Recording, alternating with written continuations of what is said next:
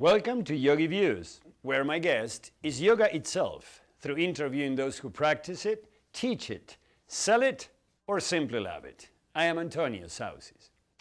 As we continue to understand the many ways in which yoga has penetrated our culture and has mixed with different disciplines to come up with new ways, new methods, we have discovered a very interesting mix between yoga and trauma recovery therapy or trauma recovery modality called TRE or trauma release exercises.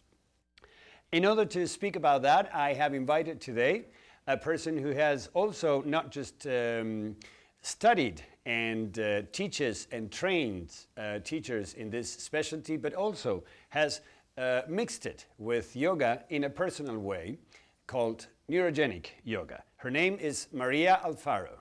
Welcome, Maria. Thank you, Antonio. Maria is a native Italian living in Santa Cruz, California.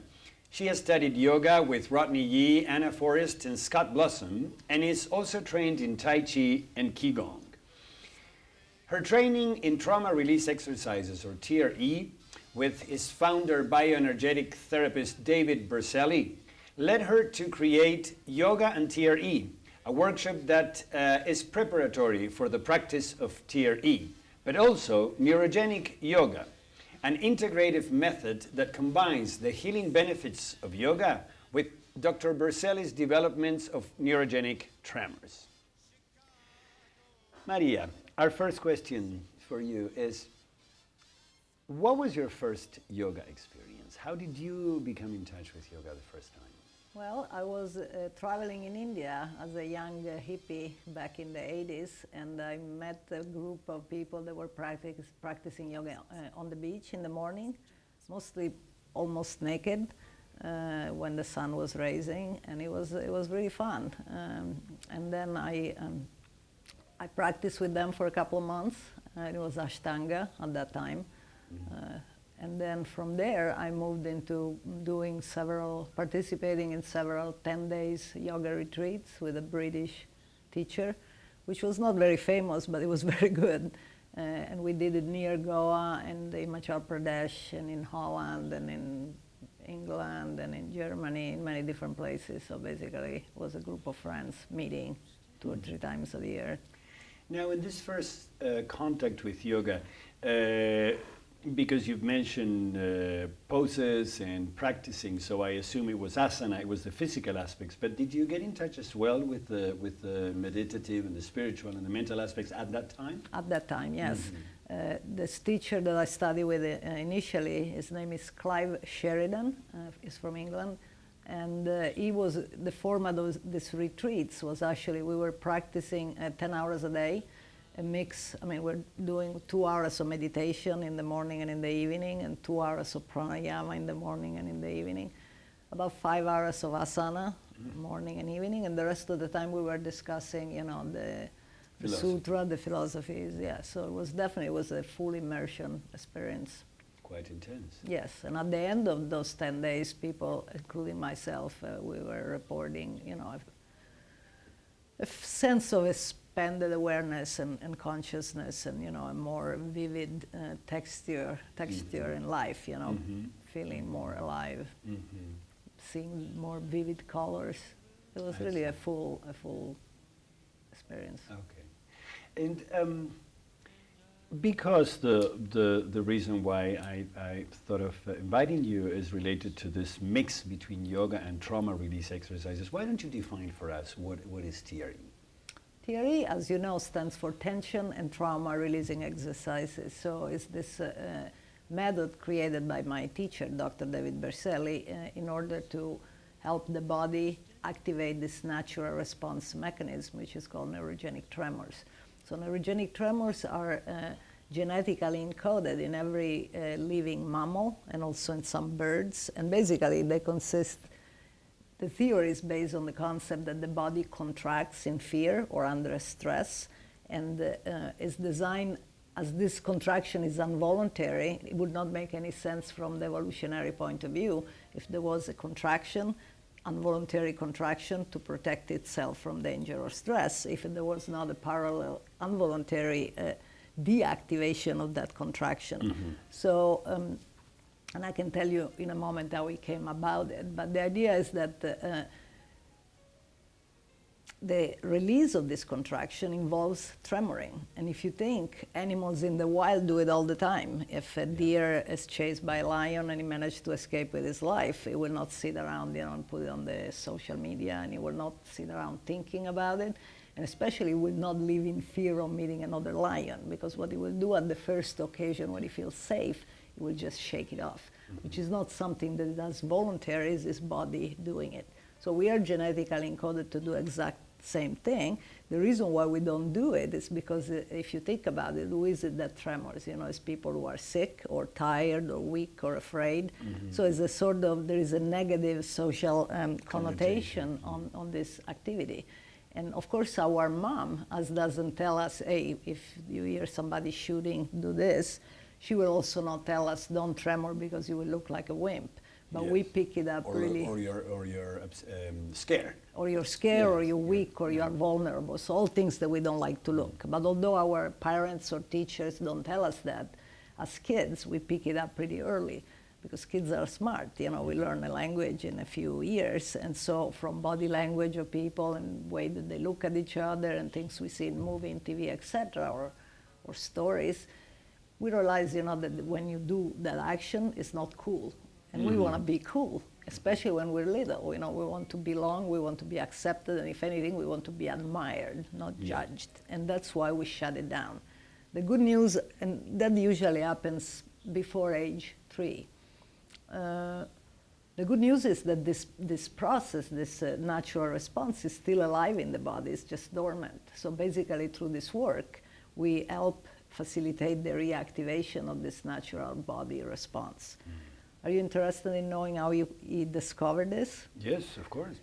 So there were two, because David, maybe you don't know this, but David was a counselor missionary as a young man. So in the 80s and in the 90s, he was mostly in Africa and in the Middle East, working as a counselor for people affected by the trauma of war.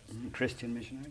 A Christian missionary, yeah. Basically, the Catholic Church supported him through his study to become a counselor. So he was a bioenergetic therapist. And then eventually he became also... Alexander Lowen's technique, bioenergetics, which he also speaks about tremors, about exactly. So there is a definitely an influence in his work. But he came up from observing, there were two main situations. But first of all, he was very traumatized himself because he was not living. He also has a degree in Arabic and one in, excuse me, need to drink something. He has a degree in Arabic and one in theology, because the whole idea was that they were sending him in and he wanted to be part of the group. He was not going in from 5-star hotel and helping those people. He was living with them.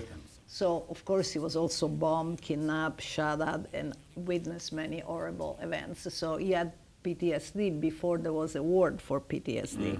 So he pretty quickly realized that the tools that he had to help others were very limited in those situations, because the one-on-one talk therapy, even if bioenergetic, as you know, is slightly different, more somatic, but still is one-on-one. So that would not work there. So he was trying to find a new way to operate. So the two episode that really made him understand this mechanism, the first one was in Beirut, when he was trapped in the basement of a building together with a bunch of random different people from various culture and background, and for 2 days they had to be there.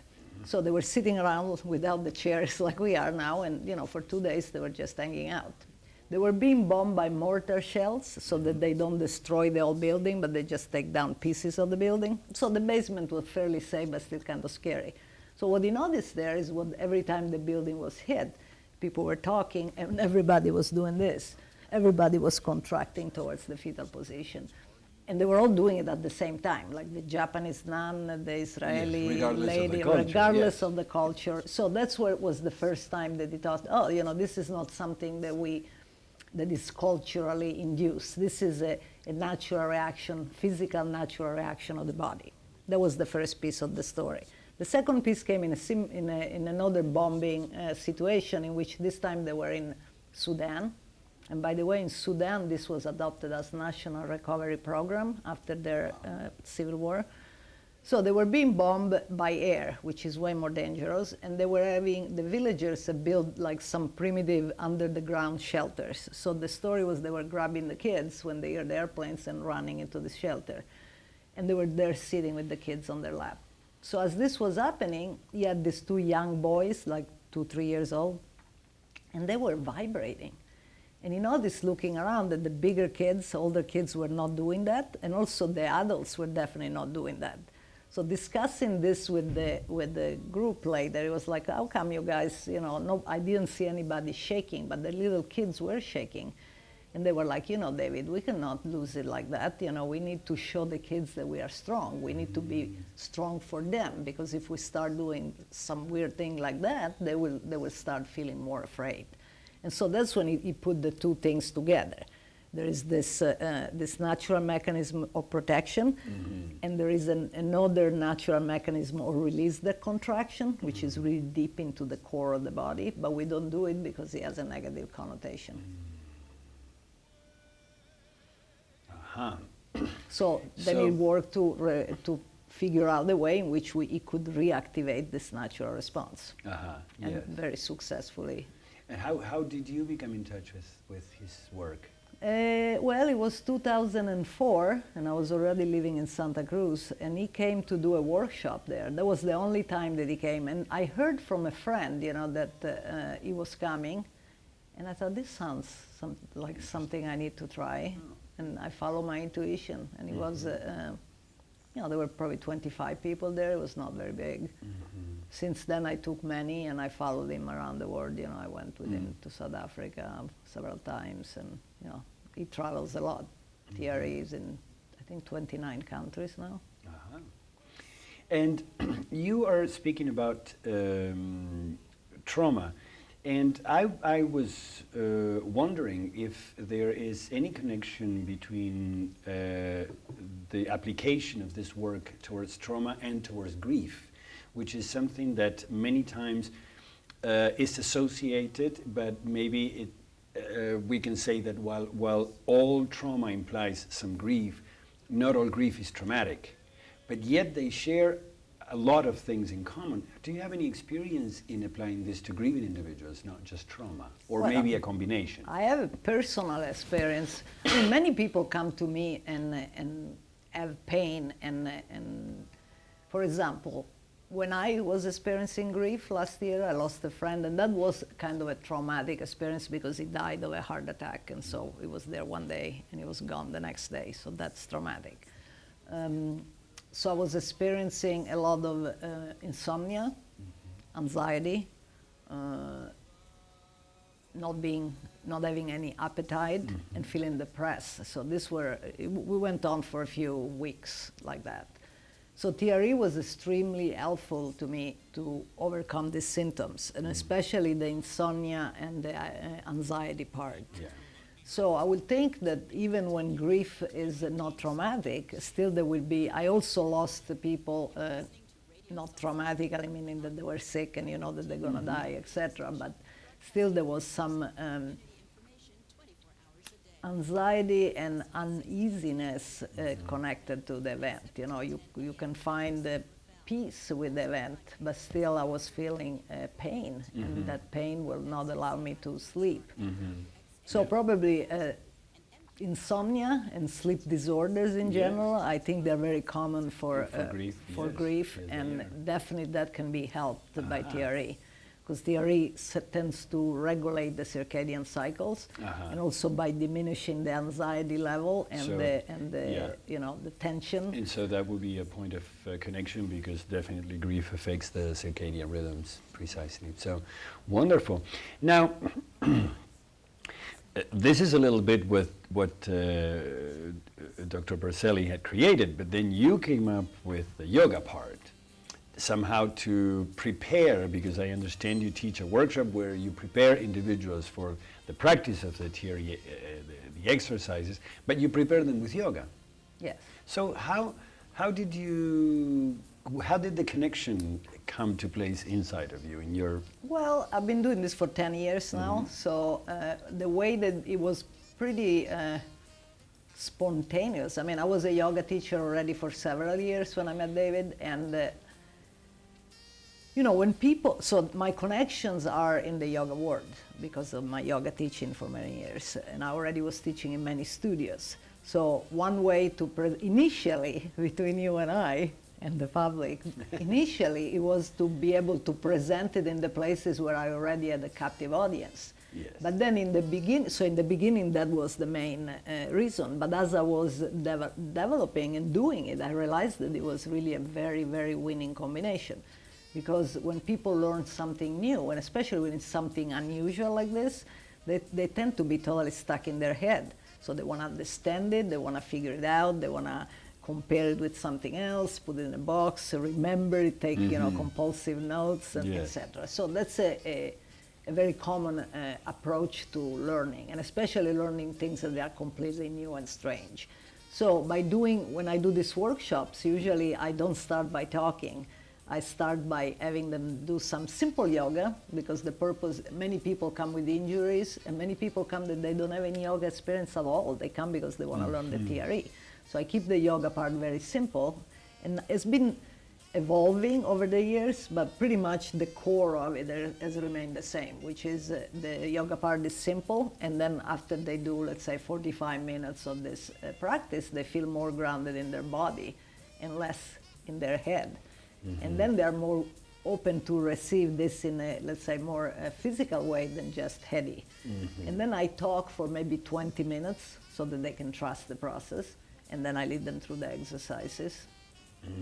And so the structure has been, I don't want to say that I channel it, but it came pretty seamlessly together because my experience with yoga and my love for this work. Yes. Because although yoga is of course one of the passion of my life, I could say that I love TRE. I love the tremor even more, because I can see the effects that they have in people, and sometimes in just one session, you know. So it's really hard to create that. It's not as usual with yoga. So yoga requires more, in order to see, let's say you are dealing with the illness or with a problem in your body or with the sleeplessness or something like that, it requires a little more consistency. And many people don't have the kind of discipline, and that's why yoga doesn't help them, because they don't stick to it.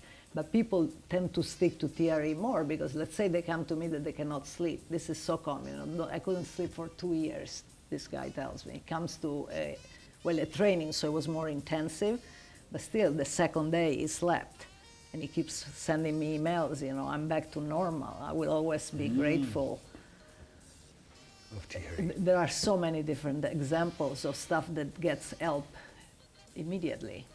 Do you know that there are a particular area where this is more effective, or in general, what would be some of the effects that someone wanting to do this combination between yoga and TRE would get? Well, there are so many, I don't know where to start from. Well, first of all, you know, when you look at the list from the psychiatric manual of diagnostic, whatever it's called, for the PTSD, basically all of those symptoms, which is not an extensive list, you know, but like the two most common symptoms are irritability and difficulty sleeping, which of course they go well together, because if you are irritable, you don't sleep. You become irritable. And then you become more irritable and so on. Difficult concentrating. Exaggerated startle response, which means you're always alert, gastrointestinal problems, and then also all different physical problems like back problem. Because you see, the king of this work is the psoas muscle. I'm sure you are familiar with it. So the psoas is one of the deepest. But tell us, because not everybody is. I should bring a picture. It's okay. Anyway, the psoas is about the size of my fist in my body. There are two of them, and he attaches to the lower part of the spine, and then he runs through the hip bone, and then he attaches to the lesser trochanter on the femur bone. So it's the major muscle of fight or flight, meaning it's the major muscle responsible for this action. And it's very deep and thick, and it's very stubborn. So the question is not so much, is your psoas tight? The question is more, how tight is it? Because everybody has a tight psoas. Because the way to, his job is to contract. Yes. And so he contracts, he contracts, he contracts. And the contraction, and of course there are more muscles involved, but that is the main one. The contraction is proportional, I mean, the deep depth of the contraction is proportional to the depth of the thread. So let's say the door slams, it will go like, somebody show you their gun, it will contract much more, okay? Yeah. So it's contracted in everybody. And there are not many ways to release it, because one way, of course, is to do position that takes you towards a back bend. Mm-hmm. But how much time do you spend in a back bend? I mean, even if you are a yogi, it's not long every day. Massage is kind of an invasive procedure for this particular muscle because the access point is right here in the groin. So it means, you know, that they have to dig something in your groin, which is, so the muscle will go, okay, I let go. But then afterwards, it will go like, what the hell was that? And so they are not very sustainable way of releasing it. This is very special because the tremors are coming from the muscle. The muscle is not something that we try to do to it. It is it doing it. And that's makes it much more effective. Now, with tight psoas, people will think you have lower back problems. That's true, but you can also have middle back problems, shoulder problem, neck problem, knee problem. Basically, it's related to everything. And also, when you have something, let's say you have an accident, because it's not always the stuff come at you from the front. Let's say you have a car accident that comes at you from the side, it will also contract unevenly, which create even more problems. So basically, this is the miracle cure for anything related to the tight psoas, on top of all these other things that I told you. Sciatica, fibromyalgia, I never cease to discover, like the other day somebody came to me who had a problem, he's HIV positive, and he's an older gentleman, and he has necrosis of the feet. He has to wear these really tight boots because he has edema that makes his, and he told me, somebody gave him my card, I mean, it's one of those, you know, magic things, gave him my card, and he called me, said, you know, I'm at the point I'm thinking of killing myself, and I was like, well, please don't, you know, try this out first. And so he came to my house and he did it, and his legs were very puffy from the edema. At the end of the session, that his legs were half the size. So I don't know if he will keep doing it, but he left with a big smile on his face because he said, you know, this gave me hope that there is something that I can do in just taking medication and then more medication to take care of the symptom of the previous medication, and you know how it goes. So does this mean that the main tremors are related to the legs, or do you try to induce these tremors in all parts of the body? Well, we use in the TRE version, we use the tremors. I mean, we use the fatigue in the legs because the legs are the biggest muscles, and also they are connected to the psoas. So we use fatigue in the legs and then subsequent relaxation to bring the tremors on. So often the tremors start in the legs. So they start as what we call postural tremors. They are just created by fatigue. And then at some point, they switch to be what we call neurogenic tremors. So basically, the difference is the postural is the limbs sending messages to the brain, say, hey, you know, I'm stressed here, I need to relax. And when it becomes neurogenic, it's the opposite, it's the brain. And people are very often able to tell the difference because the quality, the feeling, the texture, changes. I will be happy to offer you a session sometime so that you can just experience it because it's hard to describe. I would appreciate it. But and so for some people it remains in the legs, and obviously there will always be some involvement of the pelvis because obviously the legs are attached to it. But for many people it goes all over the body.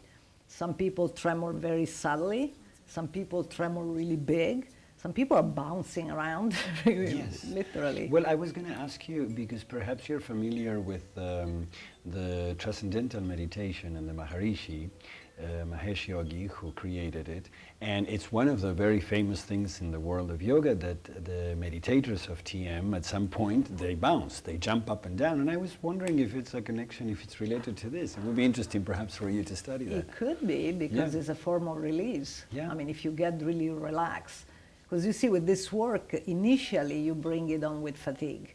But if you practice, and that depends from person to person, but if you practice for a little while, it can be, for some people it's immediately, and for some people it requires a bed. You don't need the fatigue anymore. Because once this mechanism in the body is reactivated, then it's there. And it's not unusual that then people will just, even maybe when they have a stressful situation, they will tremor, or if they're just very relaxed, they will start tremoring, because we all have a backlog of stress and tension. One thing that I would like to mention also is trauma and stress, are really on the same continuum. And most people find it easier, that's why we call it tension and trauma releasing exercises, because it was started for war and natural disaster trauma, but then it is now applied to any form of stress as well. Because people can be traumatized. There is what we call vicarious trauma. So it's not just what happened to me. Even if I'm lucky that nothing ever happened to me, I will know somebody that something happened to them. Yes. And compassion fatigue, what therapists and doctors have. So there are so many different transgenerational trauma, all the crap that we get from our ancestors. So all these things pile up in the body. And even stuff like the news, and 9/11. Exactly. So even if we are fortunate that we never had a car accident or we never were in an earthquake. It doesn't mean that we were not exposed to trauma. Exactly. And so when people realize that, because at this point I've been teaching thousands of people, David has been teaching 2 million people, there is nobody that doesn't tremor. Exactly. Wow. So everybody does. And have you found that certain yoga poses prepare the body, because that's kind of the workshop that you have created a little bit, preparing, as you were saying, the body through yoga for the experience of the tremors. Are there some postures that are particularly better than others, or do you do it freely according to what's manifesting, or? Well, I usually look at the class that I have in front of me and see what's the vibe in the class and what kind, if I have a class of sturdy yogis, one thing. If sometimes I have classes, with people that don't seem to be very yogic, or they have not a lot of experience, so they're not strong and they're not very familiar, so I keep it simpler. But in this particular workshop, because the TRE themselves, they make you tremor, the exercises. Yes. So in the yoga and TRE workshop, the main function of the yoga is just to get people out of their head. So I do very simple stretches, breathing exercises, very simple stretches. I'm a big fan of Anna Forrest, so I do a few abdominal exercises. Also because if you think that the work is in the core, it radiates from the core.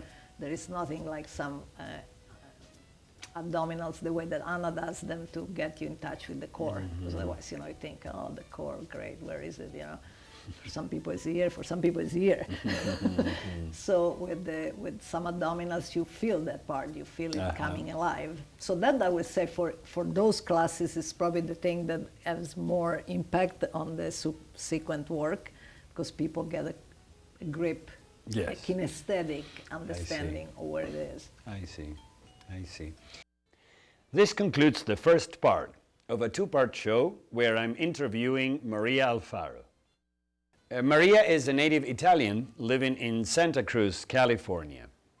She has studied yoga with Rodney Yee, Forrest and Scott Blossom, and is also trained in Tai Chi and Qi Gong.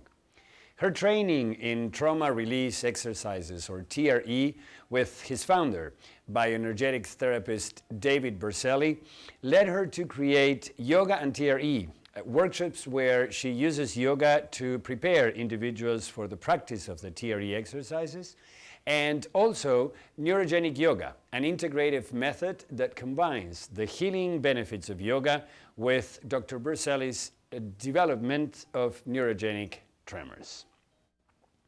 I hope you like our show today. And if you care to let me know, shoot me an email at antonio@yogiviews.com. I look forward to seeing you the next time.